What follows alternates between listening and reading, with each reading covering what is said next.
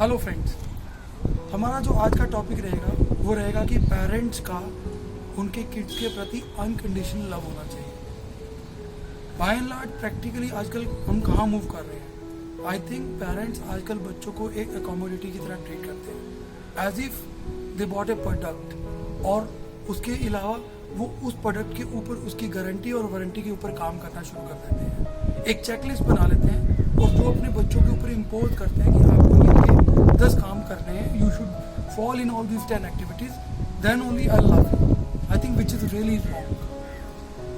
बच्चे होते भगवान का रूप। बच्चों को उनकी लाइफ इंडिपेंडेंट जीने दीजिए। हाँ, एज ए पेरेंट्स आपका हक बनता है कि क्या गलत है क्या ठीक है वो बताएं, लेकिन आप अपने फेलियर्स या अपनी एस्पिरेशन उनके ऊपर मत इम्पोज कीजिए।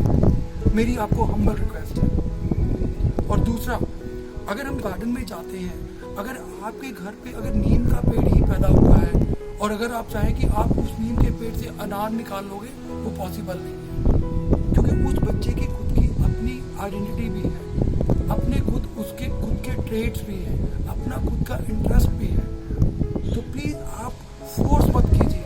The moment you start comparing your kid with other somebody else kids, then the issue will become much more serious.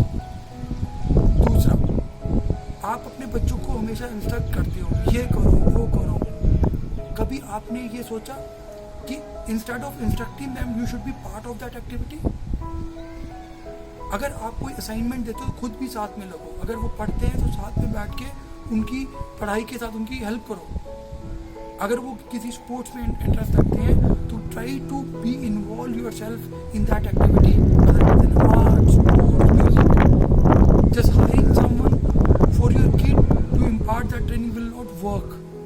आपको खुद उसमें इंक्लूसिव होना पड़ेगा। तो मेरी इस पर्टिकुलर वीडियो में आप सब पेरेंट्स को रिक्वेस्ट है, please don't force your kid to become what you want. Give them freedom, what they actually want to become.